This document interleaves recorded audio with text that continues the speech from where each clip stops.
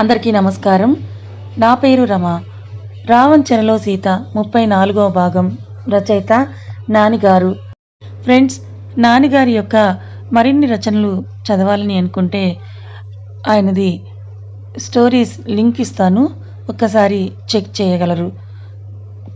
విభీషణుడు రావణ్ దగ్గరికి వెళ్ళి అతని కాళ్ళు పట్టుకొని, నన్ను క్షమించన్నయ్యా, నీ ప్రతిరూపాన్ని అనుమానించినందుకు నాకు తగిన శాస్తి జరిగింది. నువ్వు ఏ యుగంలో వచ్చినా కూడా నీ పరాక్రమం చెదరదన్నయ్యా.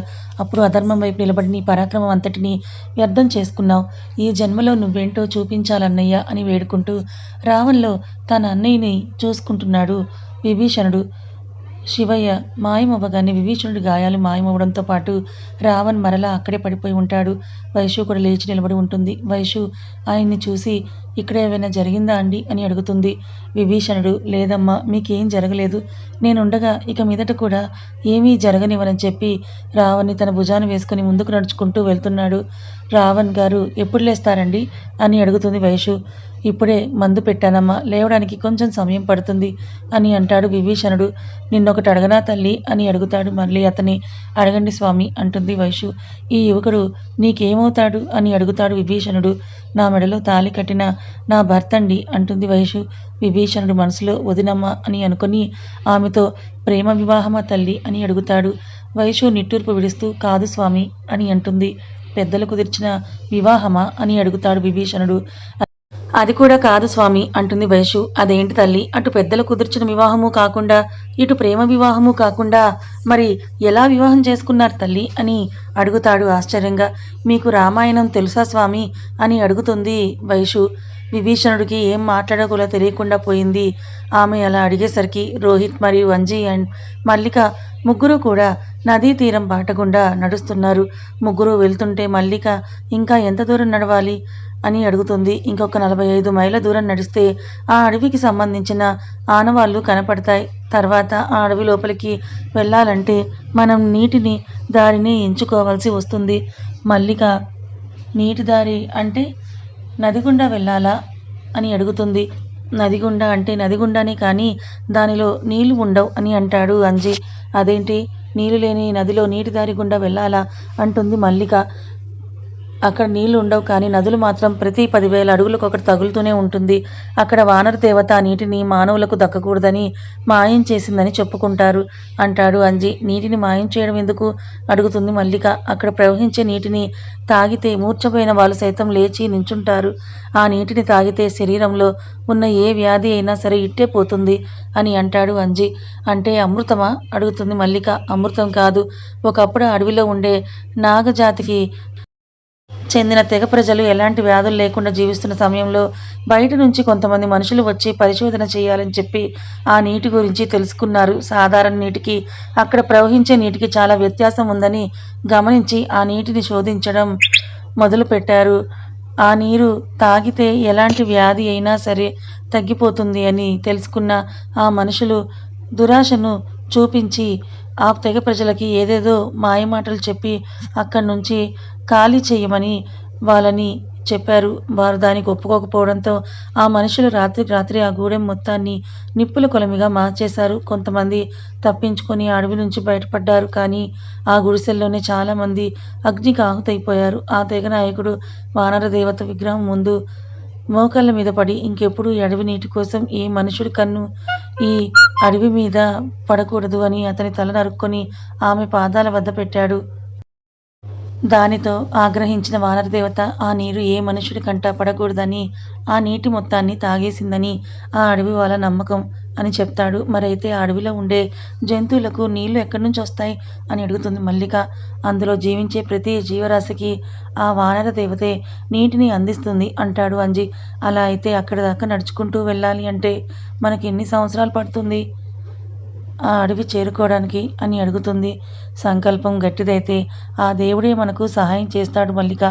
ఏం సహాయమో ఏంటో, మొదటి నుంచి ఆటంకాలే ఎదురొస్తూ ఉన్నాయి అని అంటుంది మల్లిక. అంజీ ఏదో చెప్పబోతుంటే రోహిత్, ఒక్క నిమిషం ఉండండి అని అంటాడు. మల్లిక ఏమైందని అంటుంటే రోహిత్, ఉష్, సైలెంట్గా ఉండు అని తనని ఆపేస్తాడు. రోహిత్ ఆగి చుట్టూ చూస్తూ మన చుట్టూ ఏదో తిరుగుతుంది అని చెప్తాడు. మల్లిక కొంచెం భయంతో ఏం తిరుగుతుంది? కొంపదీసి పులి కాదు కదా అని అంటుంది. పులి కాదు అని అంటాడు రోహిత్.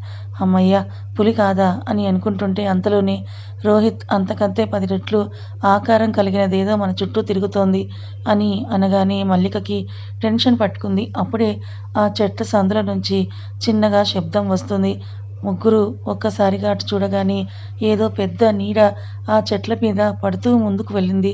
ముగ్గురు మెల్లిగా పైకి చూడగానే 2 రెక్కలు విదిలించుకుంటూ పెద్ద పక్షి వాళ్ళ వైపే వస్తుంటుంది. వాళ్ళు ప్రతిస్పందించే లోపే ఆ భారీ ఆకారం కలిగిన పక్షి మల్లికను తీసుకొని గాల్లోకి ఎగురుతుంది. గద్ద చేప పిల్లను పట్టుకెళ్ళినట్టు ఆ పెద్ద పక్షి మల్లికను పట్టుకెళ్తుంటే రోహిత్ దాని వెనుక పరిగెత్తుకుంటూ వెళ్తున్నాడు. రోహిత్ పరిగెత్తుకుంటూ వెళ్తుంటే అంజీ మాత్రం కదలకుండా ఆ పక్షి వైపే చూస్తూ ఉన్నాడు. ముగ్గురు కూడా నడుచుకుంటూ వెళ్తుంటే రామ్ ఇంకా ఎంత దూరం నడవాలి అని అడుగుతాడు.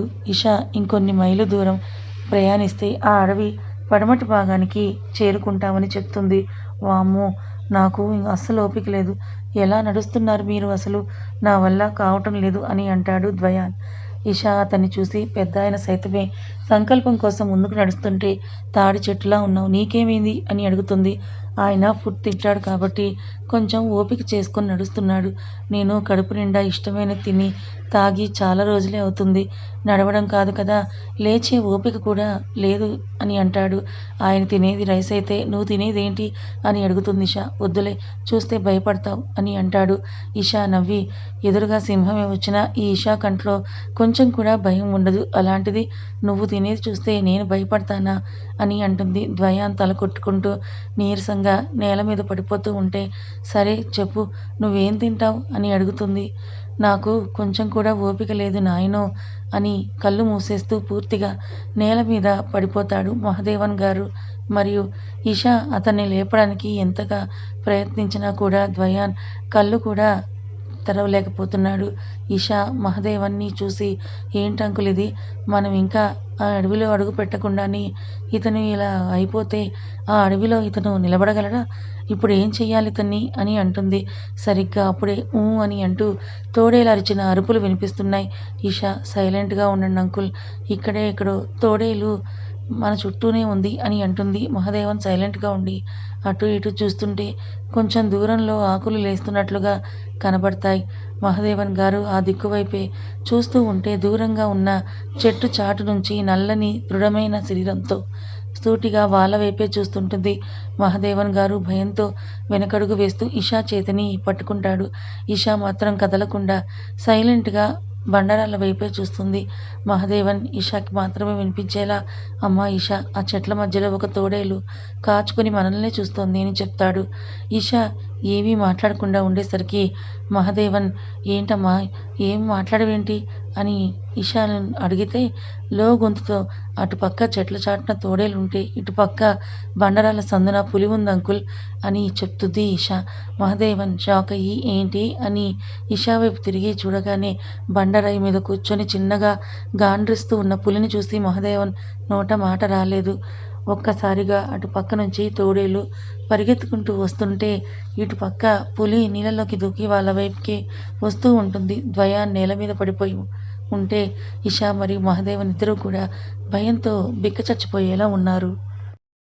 ద్వయాన్ పడిపోయి ఉంటే ఒక పక్క నుంచి పులి, మరో పక్క నుంచి తోడేలు పరిగెత్తుకుంటూ వాళ్ళ మీదకు వస్తున్నాయి. పులి వేగంగా పరిగెత్తు ఒక్కసారిగా ఎగిరి తన పంజా చాపి ఇషా మీద దాడి చేయబోతూ ఉంటే మహదేవన్ ఆమెని నీటిలోకి తోసేస్తాడు. పులి పంజా ఇషాకు తగలకుండా మహదేవన్ గారి చేతికి తగిలి రక్తం కారుతుంటుంది. తోడేలు పరిగెత్తుకుంటూ వచ్చి ఎదురుగా ఉన్న పులిని చూసి అక్కడే ఆగిపోతుంది. కానీ వెనక్కైతే వెళ్లకుండా కింద పడి ఉన్న ద్వయాన్ని చూస్తుంటుంది. పులి తోడేలును చూసి గట్టిగా గాండ్రిస్తూ ఉంటే తోడేలు దాని ముందు కొంచెం తలదించి మెల్లగా ద్వయాన్ని లాకెళ్లాలని చూస్తుంది. పులి కోపంగా తన పంజాతో ఎగిరి తోడేలు దవడ మీద కొట్టగానే అది చావడంతో పాటు సరిగ్గా ద్వయాన్ పక్కనే పడుతుంది. తోడేలు రక్తం అంతా కూడా ద్వయాన్ ముఖం మీద పడుతుంది.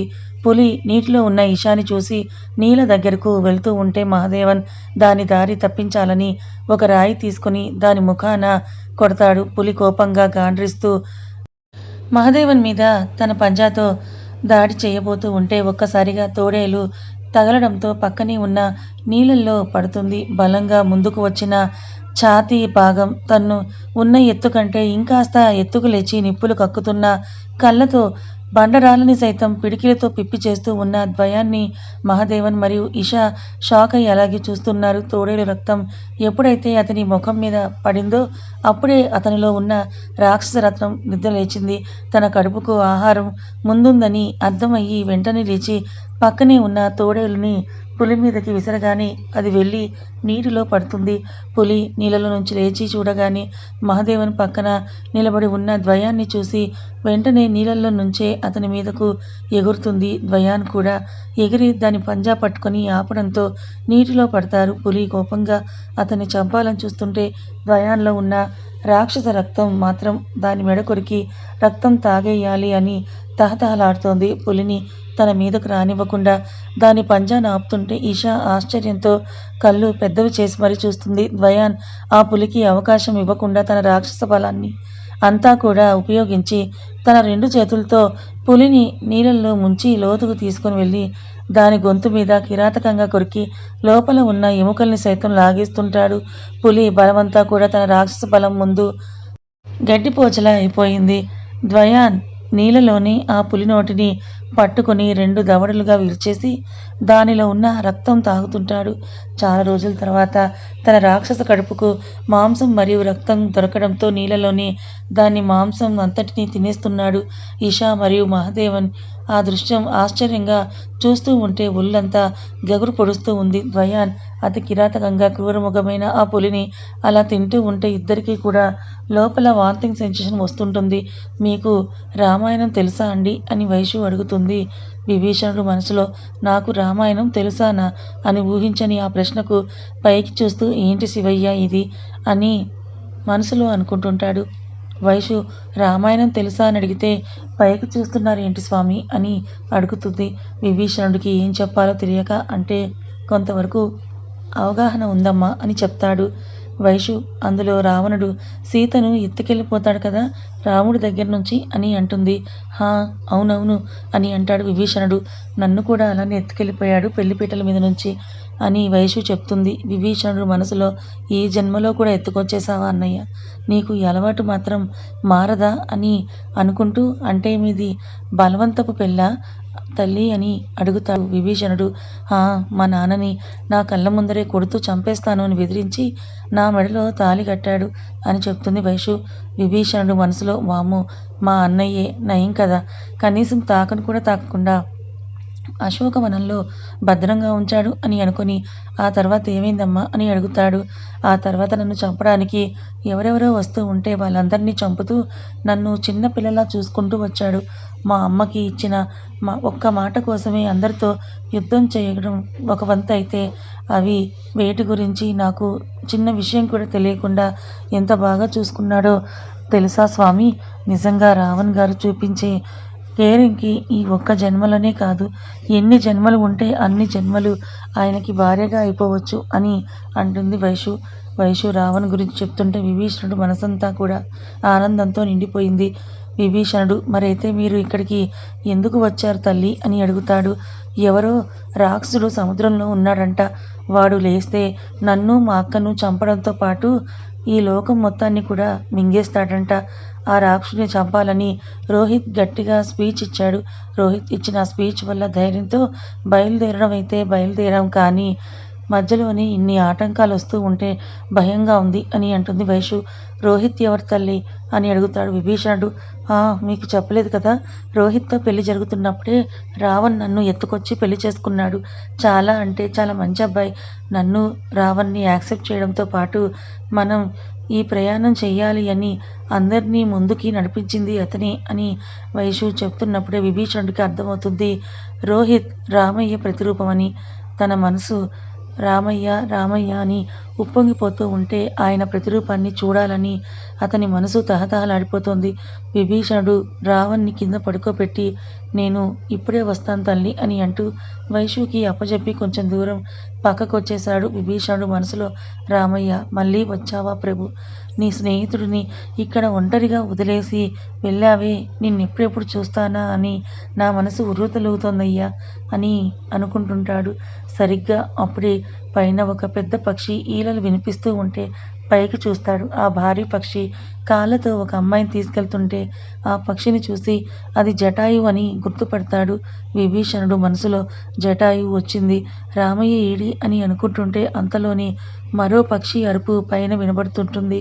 ఈసారి జటాయువుని మించిన భారీ ఆకారం మరియు రెక్కలతో ఉన్న పక్షి మీద ఒక అబ్బాయి కూర్చొని స్వారీ చేస్తుంటే విభీషణుడు దానిని చూసి గరుడ అని గుర్తుపట్టి దానిపైన ఉన్న అబ్బాయిని రామయ్య అనుకొని ఆయన ప్రతిరూపాన్ని చూస్తాడు. అల్లంత దూరంలో ఉన్నా కూడా ఉట్టిపడుతున్న అతని తేజస్సు మరియు అతను స్వారీ చేసే ఆ విధానం చూస్తుంటే కోట్ల సంవత్సరాల క్రితం రామయ్యని చూసినట్టుగానే ఉంది విభీషణుడికి. రాముడి మీద ఉన్న భక్తితో తనకు తెలియకుండానే రాముని ప్రతిరూపమైన రోహిత్కి 2 చేతులు ఎత్తి దండం పెడతాడు. సరిగ్గా 5 నిమిషాల క్రితం ఆ పెద్ద పక్షి వాళ్ళ ముందే మల్లికను తీసుకెళ్తూ ఉంటే రోహిత్ దాని వెనకాలే పరిగెత్తుకుంటూ వెళ్తున్నాడు. అంజీ మాత్రం దానిని చూసి జటాయువని గుర్తుపట్టి ఆకాశాన్ని చూస్తూ నీ లీలలేంటో నాకు తెలియట్లేదు శివయ్య. రామాయణాన్ని మరలా కొత్తగా రాస్తున్నట్లుగా అందులో ఉన్న వాటిని తీసుకొచ్చి ఇక్కడ పెడుతున్నావు శివయ్య. నువ్వు ఎన్ని లీలలు చేసినా నా రామయ్యే నాకు గొప్ప. ఎందుకంటే రామయ్యకు ఈ ఆంజనేయుడు కంటే గొప్ప భక్తుడు ఎవరున్నారు? అయినా ఈ జటాయువు ఆ అమ్మాయిని ఒక్కదాన్నే తీసుకెళ్తే ఆ అబ్బాయిని ఎవరు తీసుకెళ్తారు అని అనుకుంటుంటే తన తల మీద నుంచి పెద్ద నీడపడి ముందుకు వెళ్తుంది. అంజీ పైకి చూడగానే జటాయువు కంటే భారీ ఆకారంతో 2 రెక్కలు విదిలించుకుంటూ రోహిత్ దగ్గరకు వెళ్తుంటే అంజీ దానిని చూసి అది గరుడ అని గుర్తుపట్టి ఈ గరుడని ఆ అబ్బాయి అదుపు చేయగలడో లేదో అని అనుకుంటూ ఉంటాడు. గరుడ రోహిత్ పక్కన ఎగురుతూ ఈలలు వేస్తూ ఉంటే రోహిత్ దానిని చూసి గుర్తుపడతాడు. ఒకప్పుడు పులి నుంచి కాపాడింది ఈ పక్షి అని. రోహిత్ వెంటనే ఎదురుగా ఉన్న ఒక బండరాయి మీద ఎక్కి అమాంతం దాని మీదకు దూకుతాడు. సరిగ్గా రోహిత్ దాని వీపు మీద కూర్చోగానే గరుడ పెద్ద పెద్దగా ఈలలు వేస్తూ గాల్లోకి లేస్తుంది. రోహిత్ దాని రెక్కల కింద 2 కాళ్ళు పెట్టి దాని మెడ మీద కొంచెం ముందుకు వంగి దాని మెడ పట్టుకొని ఆ పక్షిని అదుపు చేస్తుంటే కింద నుంచి చూస్తున్న విభీషణుడు మరియు అంజీకి వాళ్ళ రామయ్యని చూసినట్టే ఉంది. కథ ఇంకా ఉంది. మరి ఈ కథ పైన మీ అభిప్రాయం ఏంటో కమెంట్ చేయండి. కథ నచ్చితే లైక్ చేయండి. Thank you so much.